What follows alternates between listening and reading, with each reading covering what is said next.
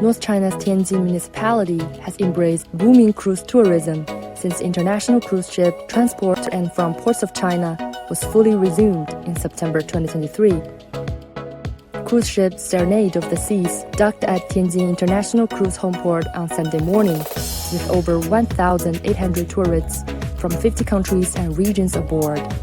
The 275-day cruise on the ship is the longest round-the-world route at present, and Tianjin is its only stop in the Chinese mainland. To aid the growth of cruise tourism, the city has beefed up efforts to provide effective and convenient services to enhance visitors' travel experience. 查验窗口前移，